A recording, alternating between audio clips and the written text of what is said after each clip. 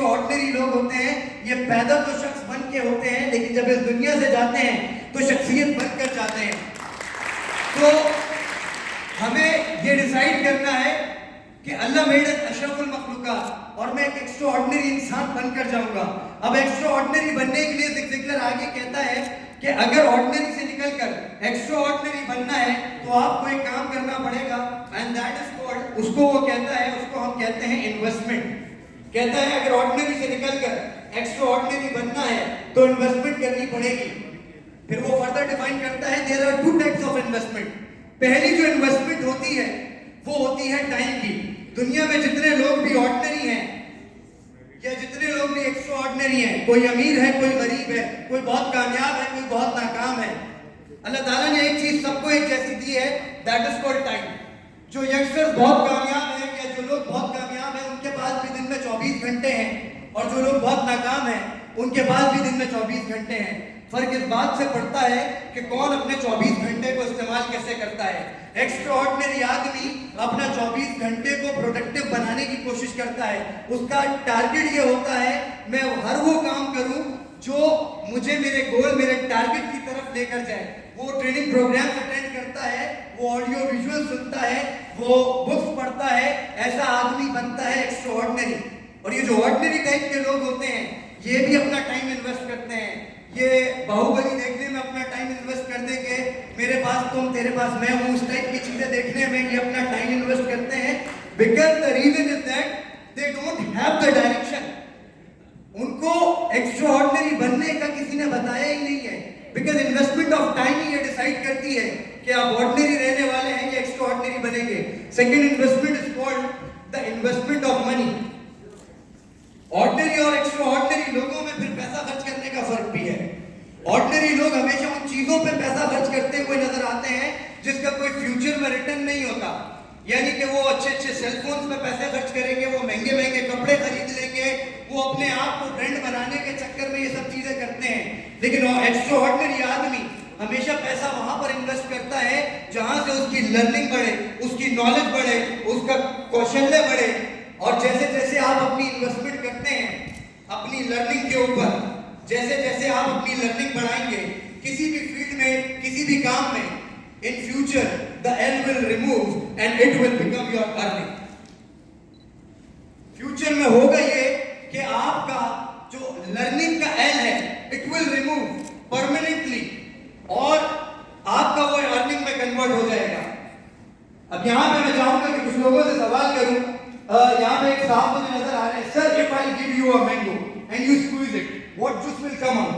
मैं आपको ऐसे आम देता हूँ और आप उसको ऐसे करके जैसे आम में लाकर खिलाते हैं ना, उस तरीके से आप निचोड़ देते हैं, उसमें से क्या निकल के आएगा?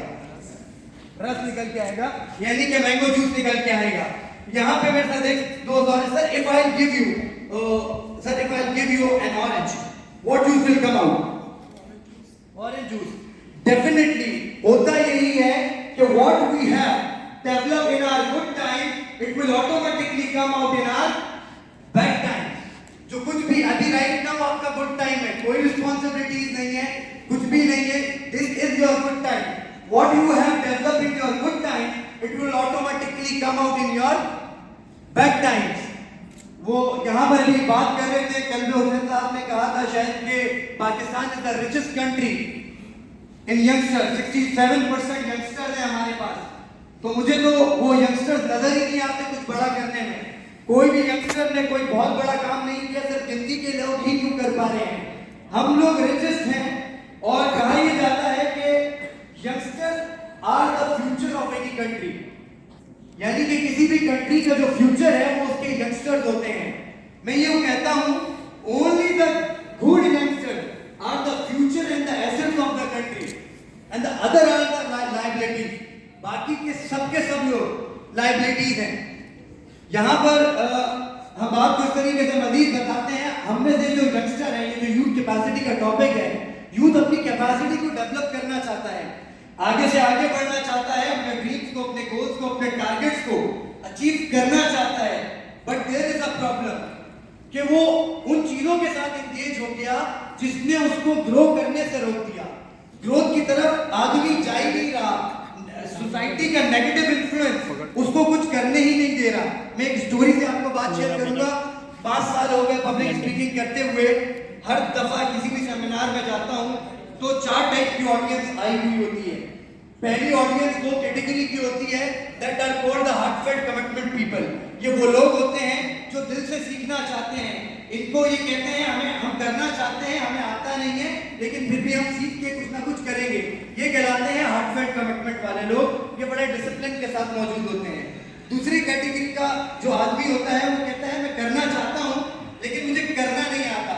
तो ऐसे आदमी को टेक्निकल ट्रेनिंग की जरूरत है, उसको सिखाने की जरूरत है, उसको गाइड करने की जरूरत है, उसको बताने की जरूरत है। और एक तीसरे किस्म का आदमी होता है, वो कहता है मैं कुछ भी करना नहीं चाहता। ऐसे आदमी को भी समझाना थोड़ा सा मुश्किल होता है, लेकिन जो चौथे किस्म का है वो इंतहाई खतरनाक होता है। वो कहता है बेटा मैं खुद को कुछ करूंगा नहीं, तुझे भी नहीं करूंगा। तो सराउंडिंग में देखना ये है कि आपके इन्फ्लुएंस के अंदर कौन से वो लोग हैं। हम अपनी लाइफ के अंदर वैल्यू क्रिएट नहीं कर पा रहे। वैल्यू क्रिएट करने से इंसान की इज्जत बनती है, वैल्यू क्रिएट करने से इंसान आगे बढ़ता है। वैल्यू जितनी क्रिएट करोगे उतना जिंदगी में आगे बढ़ सकोगे। ब्रायन ट्रेसी साहब अपनी किताब में लिखते हैं, कहते हैं मैं ऐसे घर के बाहर लॉन में बैठा हुआ था, मेरा पड़ोसी मेरे पास आया और मेरे पड़ोसी ने बोला ब्रायन ये हमारा कुत्ता है, हम लोग ये शहर छोड़ के दूसरे शहर जा रहे हैं, हम इसको यहाँ से लेकर नहीं जाना चाहते क्योंकि इसकी यादें यहाँ से वाबस्ता हैं। एक काम करो, ये कुत्ते को संभाल के रख लो, हमारे जिगर का टुकड़ा है। ब्रायन ट्रेसी कहता है कि वो कुत्ता मुझे देखते ही बुरा लगता था क्योंकि वो कुत्ता एक ही काम करता था, वो खाता था और सोता था। कहते फिर भी पड़ोसी था, मैंने कहा ठीक है, मैंने उस कुत्ते को अपने पास रख लिया। कहता है वो कुत्ते को मैंने रखा है, एक दिन ऐसे ही मैं लॉन में बैठा हुआ था और कुत्ता बैठा हुआ था तो एक फौजी जीप आई, उसमें से 2 फौजी उतरे और मुझे कहने लगे कि ये कुत्ता आपका है। मैंने कहा फिलहाल तो मेरा ही है। कहने लगे ये इस नया नस्ल का कुत्ता आपको कहाँ से मिला? मैंने बोला तुम्हें चाहिए? उन्होंने बोला हाँ। मैंने कहा रख लो। वो कुत्ता लिया और चले गए। कहते हैं कुछ 5-6 महीने के बाद मैं शॉपिंग करने गया तो एक मॉल के अंदर मैं शॉपिंग कर रहा था, वहां पर अचानक से फायर अलार्म बजता है और कहा जाता है कि मॉल के अंदर बॉम्ब है, आप तमाम लोग जल्दी से एग्जिट डोर से निकल जाए। तो हम तमाम लोग अपना सामान वगैरह छोड़ के निकल गए और काफी दूर जाके उस मॉल से खड़े हो गए। कहते हम लोग खड़े हुए थे तो देखा कि फौजी जीप आई, उसके साथ एक बम डिस्पोजेबल स्क्वाड था, उसमें वही कुत्ता था। मैं कुत्ते को देखते ही पहचान गई तो वही है।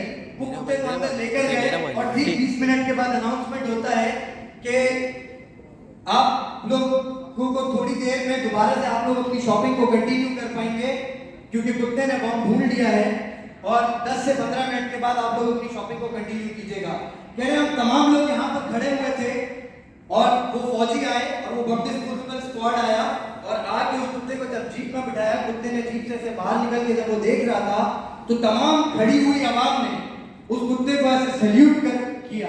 कहते उस दिन मुझे एक बात समझ में आ गई, अगर काम करके दिखाओगे तो ये दुनिया कुत्ते को भी सैल्यूट मारती है। The thing is that life is all about value creation. हम वैल्यू क्रिएट करने के लिए आए हुए हैं इस दुनिया में, हम वैल्यू क्रिएट ही नहीं कर पा रहे। आज का यूथ फ्रस्ट्रेटेड है, उसने उन तमाम चीजों के साथ अपने आप को एंगेज कर लिया जिससे डिसएंगेज करना जरूरी था। और हमारे साथ भी यही हो रहा है कि हम आगे नहीं बढ़ पा रहे। आप में से कितने लोग ऐसे हैं जो अपने आप से सवाल करते हैं? अपने आप से बात कितने लोग करते हैं? ओके, और बाकी लोग नहीं करते, वो इसलिए नहीं करते कि लोग कहेंगे कि पागल है। ऐसे ही है। तो बेटा ये याद रखना, दुनिया में कोई पागल लोग ही कोई बड़ा काम करते हैं, ऑर्डिनरी लोग तो बहुत हैं। हम अपने आप से बात तो बहुत कर रहे हैं, लेकिन आज के दौर में एक प्रॉब्लम रहा, हम जो बात नहीं कर पा रहे वो हम नहीं कर पा रहे अपने साथ, और हम अपने आप से एक सवाल नहीं पूछ रहे, और वो सवाल है व्हाई? क्यों? क्यों हमेशा मैं ही नाकाम होता हूं? क्यों हमेशा मुझे ही ह्यूमिलेशन का सामना करना पड़ता है? क्यों हमेशा मैं ही पीछे रह जाता हूं? क्यों हमेशा मेरे पास ही पैसे नहीं होते? ये जो सवाल की पावर है ये बड़ी इंपॉर्टेंट है, बिकॉज अल्लाह ताला ने जो आपको दिमाग दिया है ना, इसका जो सबकॉन्शियस हिस्सा है, दैट इज वेरी पावरफुल। जितने लोगों ने अपने आप से बात किया, अपने आप से सवाल किया, उन लोगों ने तारीखें रकम कर दी। अभी यहाँ पे जिक्र किया था फैसल साहब ने न्यूटन का, तो न्यूटन को सभी लोग जानते हैं। न्यूटन ने ऐसा क्या किया था कि दुनिया जानती है? क्या किया था? ग्रेविटी फाइंड करी थी जी, ग्रेविटी। अच्छा, ग्रेविटी कैसे डिस्कवर की थी न्यूटन ने? सेब क्यों गिरा? सेब को टूटा हुआ देखा और बिल्कुल ऐसे ही हुआ था कि सेब को टूटा हुआ देखा। ये ओवरनाइट नहीं हो गया था कि न्यूटन ने,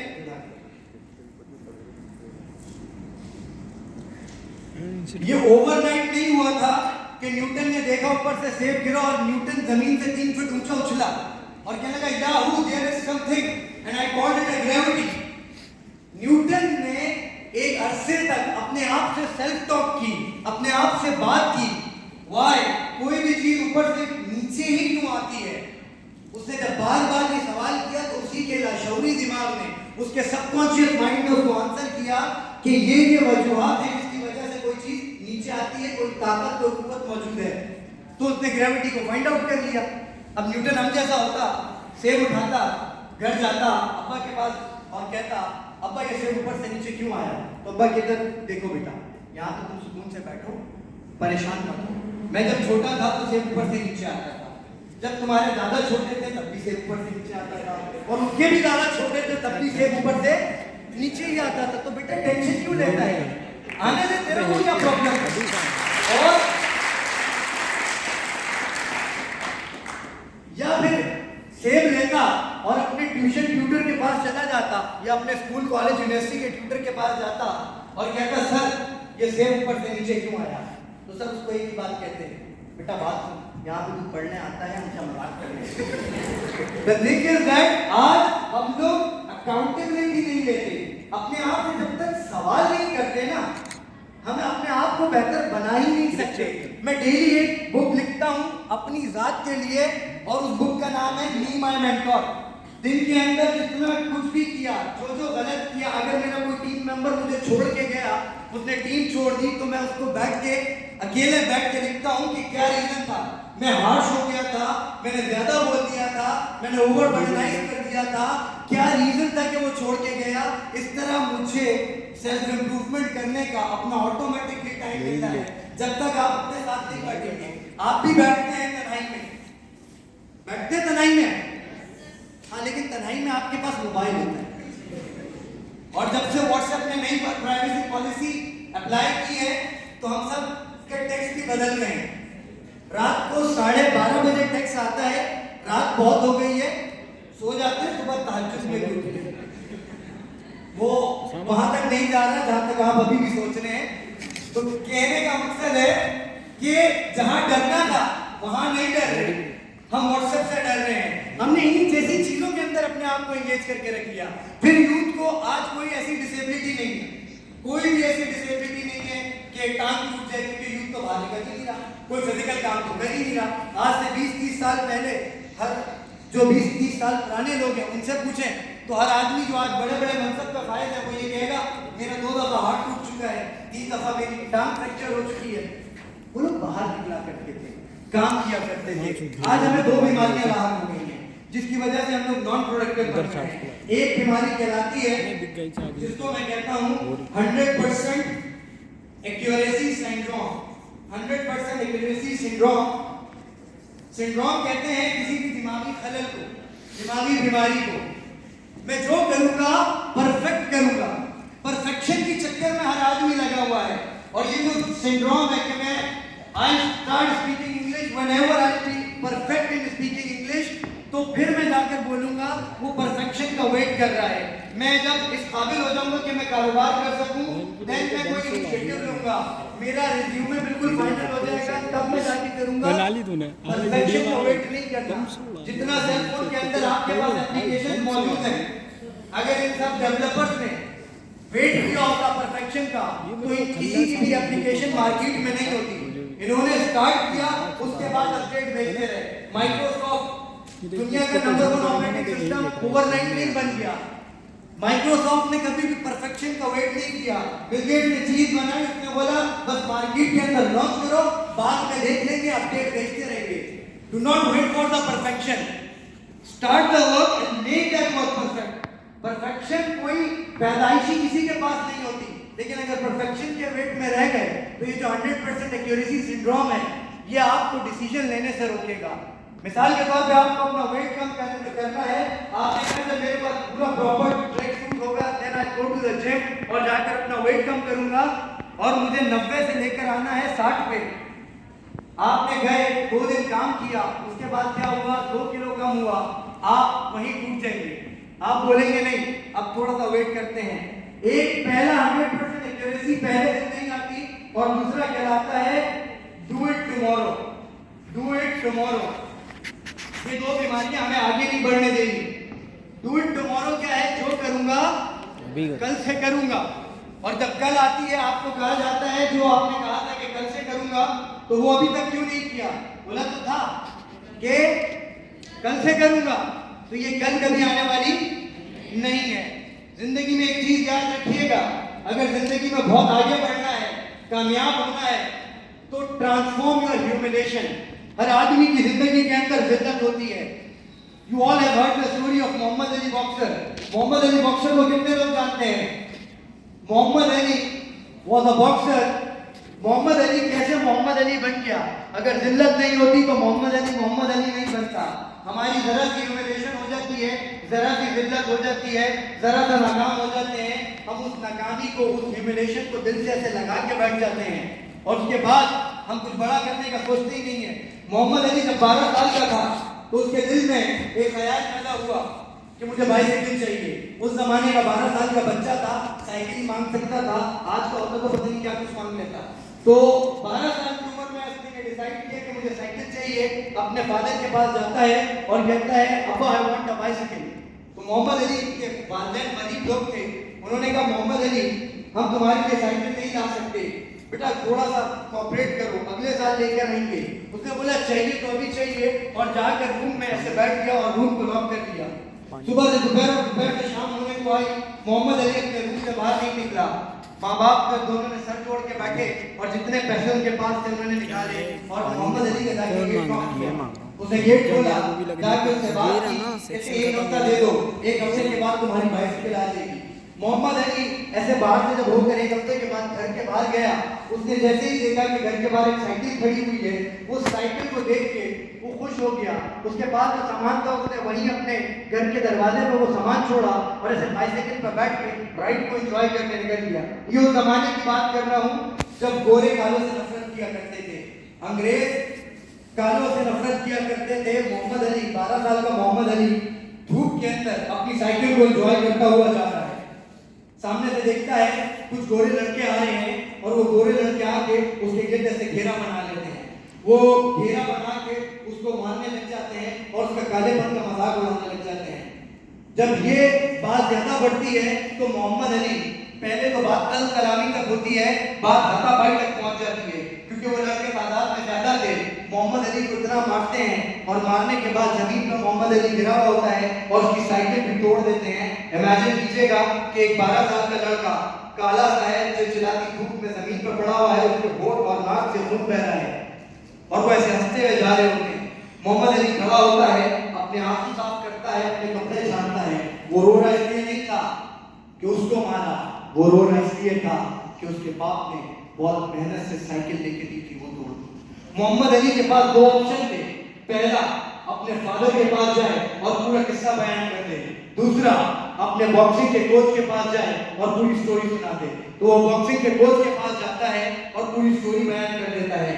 बॉक्सिंग का कोच उसे कहता है Muhammad Ali now what you want, अब तुम क्या चाहते हो? तो मोहम्मद अली कहता है कि मैं गोरों को पूरी दुनिया के सामने पीटना चाहता हूं और गोरे ही बैठ के तालियां बजाएं। तो उसका जो कोच होता है वो कहता है तो पूरी कंसंट्रेशन के साथ, पूरी तवज्जो के साथ अपनी बॉक्सिंग की प्रैक्टिस में लग जाओ। मोहम्मद अली प्रैक्टिस करता रहता है, वक्त गुजरता है। 12 साल का मोहम्मद अली 21 साल का हो जाता है। 21 साल की उम्र होती है जिसमें कोई भी आदमी बॉक्सिंग या रेसलिंग का मैच लड़ सकता है। वो जाता है मैच खेलने के लिए, तो रिसेप्शन पे सामने बैठा हुआ शख्स उसके सामने एक लिस्ट देता है, कहता है इसमें जिसके नाम के आगे टिक नहीं लगा हुआ, ये सब वो लोग हैं जो पहली और दूसरी दफा बॉक्सिंग का मैच खेल रहे हैं, इनमें से जिसके नाम के आगे चाहो टिक लगा लो। मोहम्मद अली कहता है मुझे इनमें से किसी से नहीं लड़ना। बोलते हैं बेटा इन्हीं से लड़ सकते हो क्योंकि तुम जूनियर कैटेगरी में आते हो। मोहम्मद अली कहता है मुझे लड़ना है तो इस वक्त के वर्ल्ड चैंपियन सोनी लिस्टन से लड़ना है। कहता है सोनी लिस्टन बेटा तुम्हारा दिमाग खराब हो गया है, सोनी लिस्टन से लड़ने की बात कर रहे हो जिसके बारे में ये मशहूर है कि वो जिससे लड़ा किसी का जबड़ा टूट गया, किसी का दिमागी तवाज़ुन ठीक नहीं रहा, कोई पैरालाइज हो गया, तो कल के लड़के उससे लड़ोगे। कहता है हाँ मुझे उसी से लड़ना है। और ये कह के लिस्ट को फाड़ देता है तो सोनी लिस्टन को कॉल लगाई जाती है कि 21 साल का लड़का जिसका नाम मोहम्मद अली है आपसे लड़ने की ख्वाहिश रखता है। तो सोनी लिस्टन हंसता है और कहता है उसको कह दो मैं बच्चों से नहीं लड़ता। जैसे ही ये बात मोहम्मद अली को बताई जाती है, मोहम्मद अली प्रेस के पास जाता है और कहता है कि इतना बड़ा वर्ल्ड चैंपियन सोनी लिस्टन एक 21 साल के लड़के मोहम्मद अली से डर गया। जैसे ही अगले दिन मॉर्निंग में न्यूज़पेपर में हेडलाइन के तौर पे सोनी लिस्टन ये न्यूज़ पढ़ता है, उसको गुस्सा आ जाता है। वो प्रेस कॉन्फ्रेंस करता है, कहता है ठीक है उस लड़के को बुला लेना और देखना फिर मैं उसका क्या हाल करता हूँ। ऐसे कहता है और ये प्रेस में बात आ जाती है। तारीख गवाह है वो मैच देखने जितने लोग आए हुए थे 80% लोग वो मैच देख ही नहीं पाते और मैच खत्म हो जाता है, क्योंकि जब भी बॉक्सिंग या रेसलिंग का मैच होता है तो एक बेल बजती है।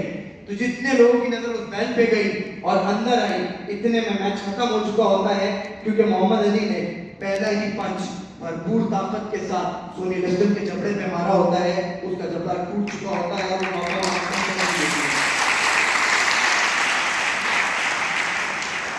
नॉकआउट काउंटिंग चल रही होती है और नॉकआउट खत्म होता है तो कमेंटेटर भागती हुई रिंग के अंदर आती है और मोहम्मद अली के आगे कहती है सर इतनी बड़ी कामयाबी, इतना बड़ा सक्सेस, पहले ही पंच में वर्ल्ड चैंपियन बन गए, इस कामयाबी को हासिल करने में वक्त कितना लगा? तो मोहम्मद अली कहता है इस कामयाबी को हासिल करने में मुझे जो वक्त लगा वो था 9 साल 1 सेकंड। कहता है 9 साल वो जिल्लत का दर्द जो मैंने दिल में पाला, 1 सेकंड वो इस दर्द की ताकत को ट्रांसफॉर्म करके सोनी लिस्टन के मुंह पे मारा। तो जिल्लत हम सबकी होती है। अब ये नहीं कीजिएगा कि यहाँ पे जो भी आपको गोरा नजर आए बाहर जाके मारना शुरू कर दें, क्योंकि 22-23-90 टाइप के बहुत। तो कहने का मकसद ये है कि ह्यूमिलेशन यानी कि जिल्लत इसको ट्रांसफॉर्म करना है।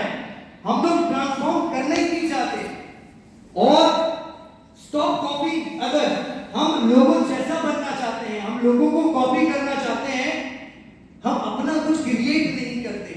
हमें डर लगता है क्रिएट करते हुए what will happen with us. तो क्रिएटर बनिए, कॉपी ना बनिए, कॉपी करना छोड़ दें। अब कॉपी एक बाप बेटा ऐसे गांव से जा रहे होते हैं, कॉपी होता है तो क्या होता है, जब विदाउट नॉलेज कॉपी करेंगे कुछ भी तो क्या होगा ये देख लीजिएगा। अक्सर एंटरप्रेन्योर वेंचर स्टार्ट होते हैं, डिफरेंट यूनिवर्सिटीज में जाता हूँ, फला वेंचर स्टार्ट हुआ, फला वेंचर स्टार्ट हुआ और बैठ गया। रीजन क्या होता है, they just copy the idea from Shark Tank, international organisation है जहाँ पे यूथ एंटरप्रेन्योरशिप के आइडियाज होते हैं। तो वहाँ से वो आइडिया लिया और उसको पूरा नॉलेज नहीं दिया और उसको इम्प्लीमेंट कर दिया तो फेलियर मिलता है। तो होता क्या है, एक बाप बेटा एक जगह से जा रहे होते हैं तो देखते हैं बड़ा मजमा लगा हुआ है। तो बाप कहता है हम वहाँ चलते हैं, हो सकता है कोई आदमी मुसीबत में हो, हम जाके उसकी मदद कर सकते हैं। तो बच्चा बड़ा इंस्पायर होता है क्योंकि बेटे के लिए रोल मॉडल उसका बाप होता है। तो ऐसे दोनों जाते हैं तो देखते हैं मजमा लगा हुआ है, एक नौजवान लड़का बैठा हुआ है और उसके सामने एक बैल पड़ा हुआ है और वो दारो कतार रो रहे हैं। तो वो बाप पूछता है उस आदमी से, भाई साहब क्या हुआ, क्यों रो रहे हो? वो कहता है मैं इसलिए रो रहा हूँ कि मेरे माँ बाप तो बचपन में मर गए थे, ये मेरा बैल था, ये हल चलाता था, इससे पैसे आते थे तो मैं अपना गुजर बसर करता था, इसका भी चारा होता था और मेरा भी। अब मसला ये है ये मरने वाला है, बहुत बीमार है, अगर ये मर गया तो मैं क्या करूँगा? तो आदमी उसको ऑप्शन देता है, कोई मसले की बात नहीं है, घर जाओ, खंजर लाओ, इसको ज़िबा करो, इसके सिरी पाए अलग करना, गोश्त अलग बेचना, खाल अलग बेचना, जो पैसे आए कुछ पैसे सेव कर देना और बाकी जो पैसे हों उससे एक बछड़ा खरीद लेना और सेविंग से अपना गुजारा करते रहना और उस बछड़े को भी चारा वारा देते रहना। कुछ टाइम के बाद वो बछड़ा इतना बड़ा हो जाएगा कि वो हल वगैरह चला सके। तो वो आदमी को हल मिल जाता है, वो उस आदमी का हाथ वगैरह चूमता है और कहता है थैंक यू वेरी मच, आपने बड़ा अच्छा मशवरा दिया, और ऐसे करके वो चला जाता है। तो बेटा चाहता है कि अपने बाप जैसा बनूं, लेकिन नॉलेज पूरी नहीं थी, फौरन से कॉपी करता है कि मैं भी किसी की इस तरह मदद करूंगा। 15-20 दिन के बाद वही बाप बेटा कहीं से जा रहे होते हैं तो देखते हैं एक और मजमा लगा हुआ है। बेटा बाप को कहता है, पापा इस बार हम चलते हैं, देखिए हो सकता है हम किसी की कोई मदद कर सकें। तो जैसे ही बाप ये सुनता है, बाप बहुत खुश हो जाता है। तो जाते हैं तो देखते हैं जाके कि मजमा लगा हुआ है, और मजमे के सामने बेटा उस आदमी से पूछता है। इस दफ़ा सिचुएशन थोड़ी सी डिफरेंट थी। इस दफ़ा हुआ ये कि एक बूढ़ा सा आदमी बैठा, एक यंग सा लड़का बैठा हुआ था और उसके सामने एक बूढ़ा सा आदमी पड़ा हुआ था। तो वो जो बूढ़ा सा आदमी पड़ा हुआ था, तो बच्चा पूछता है, कहता है कि क्या हुआ भाई साहब, क्यों रो रहे हो? तो वो कहता है, मैं इसलिए रो रहा हूँ कि मेरी माँ बचपन में मर गई थी, मुझे कोई काम करना आता नहीं है, ये मेरे अब्बा हैं, बीमार हैं काफ़ी, और मुझे लगता है मर जाएंगे। तो बच्चे को बाप की बात याद होती है। बच्चा बोलता है, बीमार है, टेंशन की कोई बात ही नहीं है, घर जाओ, खंजर लाओ, जो पैसे मिले कुछ सेविंग कर लेना और उससे जाके एक बच्चा खरीद लेना। वो बच्चे को खाना वाना चारा वारा देते रहना, वो बड़ा हो जाएगा, कुछ अरसे में तुम्हें तुम्हारा बाप भी मिल जाएगा, तुम भी खुश, तुम्हारा बाप भी खुश। तो अभी सवाल ये है, क्या वो आदमी घर से जाके खंजर लाएगा? डेफिनेटली लेकर आएगा। पहले उस बच्चे को मारेगा कि क्या बोल रहा है, फिर उसके बाप को मारेगा, कैसी तरबियत की है। सो स्टॉप कॉपी, अपना क्रिएट करना सीखना है। जिंदगी में आगे बढ़ने के लिए हमें जिस चीज की जरूरत पड़ती है, that is called unshakeable confidence. What is the definition of confidence? यहाँ पे आप सब लोग स्टूडेंट्स बैठे हुए हैं, what is the definition of students? Oh confidence, confidence की डेफिनेशन क्या है? हमें तो ये बोल के लाए थे अच्छा खाना खिलाएंगे, इधर तो कॉन्फिडेंस पूछ रहे हैं। जी नहीं है। कोई बताना चाहेगा कि what is the definition of confidence? Yes बेटा। सर, कॉन्फिडेंट एक बहुत अच्छा दोस्त है जो जिंदगी में हमेशा साथ देता है, क्योंकि काफ़ी सारे मसले होते हैं जिंदगी को, सोचो तो बहुत कुछ है और नहीं सोचो तो बिल्कुल नहीं है। इसमें एक अल्लाह और एक कॉन्फिडेंस बहुत दोनों ज़रूरी चीज़ें हैं। अगर हम इन लोगों को साथ रखेंगे तो आप खुद भी देख सकते हैं कि काफ़ी आगे बढ़ सकते हैं। Okay, that's wonderful. तालियां बजाइएगा। बहुत अच्छी बात कही है इन्होंने। मेरे साथ थोड़ा सा रिपीट कीजिएगा कॉन्फिडेंस की definition, and then I will connect it. Confidence क्या है? Confidence it is not an attitude. ये एटीट्यूड नहीं है, ये रवैया नहीं है। एटीट्यूड होगा तो जब हालात अच्छे हैं तब तक कॉन्फिडेंस बहुत पीक पे है, और जब हालात बुरे हैं तब तक कॉन्फिडेंस जीरो है। Confidence it is not an attitude, it is a ability. Confidence is a ability which makes you remain calm, directed whenever you face the challenges and the difficulties of your life. Confidence वो ability है, जब सब कुछ अच्छा चल रहा है तब भी आपका लेवल वही है, तब भी आपको लगता है मैं सब कुछ कर जाऊंगा, और जब कॉन्फिडेंस, जब सब कुछ बुरा चल रहा है तब भी आपका लेवल वही है। क्योंकि जो लोग कॉन्फिडेंट नहीं होते, मुनीर के बाद असल में कॉन्फिडेंस ना होने की सबसे बड़ी जो वजह है ना, वो हमारा जो है रब के ऊपर वो बिलीफ नहीं है। हम सब कहते तो हैं कि हमारा बिलीफ 100% है, लेकिन वो नहीं है। दुनिया की बिगेस्ट मोटिवेशन मिलती है कुरान पाक में। अल्लाह ताला इरशाद फरमाता है, फइन्ना मअल उसरी युसरा, इन्ना मअल उसरी युसरा, कि मुश्किल के साथ फिर क्या है? आसानी है। तो प्रॉब्लम्स, हर्डल्स, ऑब्स्टिकल्स लाइफ में एक दफा नहीं बार बार आएंगे। बार बार जिंदगी उठा के आपको ऊपर से ऐसे ला के नीचे फेंक देगी। आपको खौफ आता है कोई बड़ा काम करते हुए, क्योंकि आपको ऐसा लगता है ये काम करूंगा तो लोग मजाक उड़ाएंगे, आगे नहीं बढ़ सका तो क्या होगा, कामयाब नहीं हुआ तो क्या होगा। हमें खौफ आता है कुछ भी अच्छा पॉजिटिव करते हुए।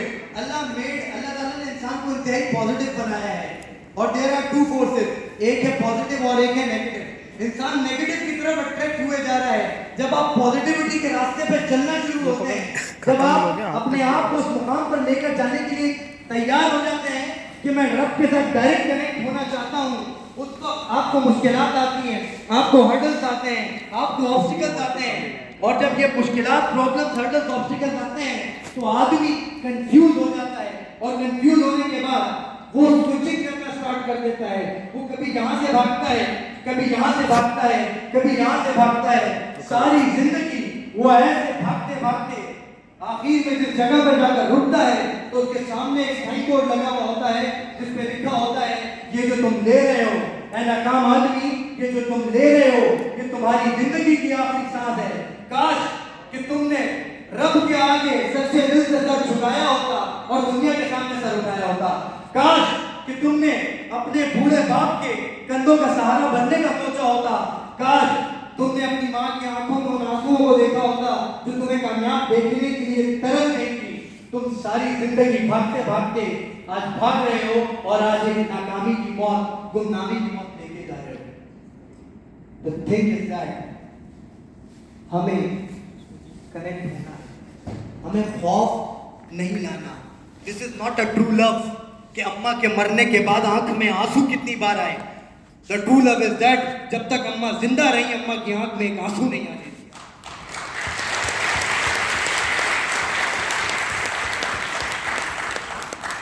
पहले ये मोटिवेशनल स्पीकिंग का कोई कल्चर था नहीं, और पहले के यंगस्टर्स बहुत बेहतर थे, और आज इतने सेमिनार्स, इतने पेप टॉक्स, इतना मोटिवेशन, इतना इंस्पिरेशन, डेटा से दुनिया भरी पड़ी है, यंगस्टर्स में तब्दीली नहीं आ रही। द रीजन इज दैट पहले कनेक्टेड थे वो पेरेंट्स के साथ, दादा दादी के साथ। आज हम कनेक्ट हो गए सेल फोन के साथ, क्योंकि वहाँ से बहुत कुछ सीखने को मिल जाता था उनकी स्टोरीज सुन सुन के।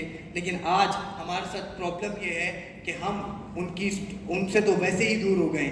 Make your parents open heart. कितने लोगों के अम्मा अब्बा ऐसे होंगे जो अपनी प्रॉब्लम आपसे खुल के शेयर ही नहीं कर पाते। जब तक अम्मा अब्बा के साथ टाइम स्पेंड नहीं करोगे, उनको ये बताओगे नहीं कि उनसे पूछो तो सही, उनका प्रॉब्लम हल नहीं कर सकते, पूछ तो सकते हो, पूछो कि प्रॉब्लम क्या है। वो अपनी जान मार के आपके लिए सब कुछ करना चाहते हैं, जितना बस में होता है उतना कर देते हैं। तो जिंदगी में एक बात याद रखना, जब पेरेंट्स को ओपन हार्ट कर दोगे, दुनिया में मैंने बहुत से लोगों की बायोग्राफीज और ऑटोबायोग्राफीज पढ़ी हैं, उसमें मैंने एक ही चीज़ पाई, वो ये था, they all respect their parents from the bottom of their hearts. यानी कि पेरेंट्स के साथ वो कनेक्टिविटी। एक सहाबी हुजूर अकरम सल्लल्लाहु अलैहि वसल्लम की खिदमत में हाजिर हुए और कहा कि या रसूल अल्लाह सल्लल्लाहु अलैहि वसल्लम, मैं दुनिया में सबसे मीठे अंदाज में किससे गुफ्तगू करूं? तो आप सल्लल्लाहु अलैहि वसल्लम ने फरमाया, उम्मुक, अपनी माँ से। फिर दोबारा पूछा कि मैं बहुत मीठे अंदाज में माँ की बात किससे करूं? तो आप सल्लल्लाहु अलैहि वसल्लम ने फिर फरमाया, उम्मुक। थर्ड टाइम फिर पूछा, उनको तजस्सुस था कि माँ के बाद किसका नंबर आएगा। उन्होंने फिर पूछा तो हुजूर अकरम सल्लल्लाहु अलैहि वसल्लम ने फिर फरमाया, उम्मुक। फिर पूछा तो बाप का नाम लिया, क्योंकि बाप मजबूत होता है। हम में से बहुत सारे लोग अपने घरों में बहुत सारी इख्तिलाफात पे अपने पेरेंट्स पे शाउट भी कर लेते हैं। आज हमें सोचने की ज़रूरत है, जिनसे सबसे ज़्यादा कनेक्ट रहना है। हम दुनिया के साथ बहुत मीठे हैं, लेकिन जिधर मीठा होना है वो है पेरेंट्स, उनके साथ हम मीठे नहीं हो पा रहे। So the thing is that we should connect with our parents. जितना ज़्यादा पेरेंट्स के साथ कनेक्शन बना रहेगा, उतना आपके लिए चीज़ों को संभालना और चीज़ों को करना बेहतर होता चला जाएगा। अच्छा, एक एक्टिविटी करते हैं, फिर बात को मज़ीद कंटिन्यू करते हैं, if I have a time. Okay, मैं ये चाहूँगा कि देखना ये चाहता हूँ कि आप में से कितने लोग मेंटली यहाँ पर प्रेजेंट हैं। कितने लोग मेंटली प्रेजेंट हैं? अच्छा, हाथ उठाने में, अच्छा एक्चुअली हमें हाथ ही नहीं उठाना है, मैं भी यही देख रहा हूँ। पहले किसी का हाथ उठता है, फिर यूँ हो जाता है, ठीक है, फिर हाथ उठाना है, डायरेक्टली उठाओ, ऐसे खत्म बात। तो आप सब लोग मेंटली शार्प हैं और प्रेजेंट हैं यहाँ पे। Okay, that's wonderful. आप सब लोग यहाँ पे बैठे हुए हैं और मेंटली शार्प लोगों को मैं चेक करूंगा। तो एक एक्टिविटी करते हैं, जरा जल्दी से सब अपने हाथ ऐसे कीजिएगा। ओके ओके, रेडी हैं? Are you all ready? Yes में वो एनर्जी नहीं है। Are you all ready? That's wonderful, this is called the energy. Okay, put your finger on your chin. That's wonderful, सारे पढ़े लिखे हैं भाई। बॉडी पार्ट्स को पढ़ाया नहीं गया था। जिस सलमा ने तुम्हें बॉडी पार्ट्स पढ़ाए उनकी चिन यहाँ थी क्या? चिन यहाँ होती है। तो मेंटली शार्प नहीं है आप लोग। ये बात तो साबित हो गई कि मेंटली शार्प नहीं है, लेकिन हमें मेंटली शार्प बनना है और जिंदगी में मजीद क्रिएटिविटी में लाना है। तो एक्स्ट्रा ऑर्डिनरी से हमने बात शुरू की थी। तो एक्स्ट्रा ऑर्डिनरी वही शख्स बन सकता है जो अपने ऊपर काम करना शुरू कर दे। अपने ऊपर काम हम लोग बहुत करते हैं, लेकिन above the neck, below the neck हम काम, सॉरी बिलो द नेक काम कर लेंगे, अबव द नेक काम नहीं करते, यानी कि अपनी स्किल्स, अपनी नॉलेज को बढ़ाने में काम नहीं लेकर आते। आज हम लोग अकलमंद, कितने लोग अकलमंद हैं, कितने लोग समझदार हैं? यहाँ पे ऐसी सवाल पूछते आपकी नॉलेज जज करना चाहता हूँ, कितने लोग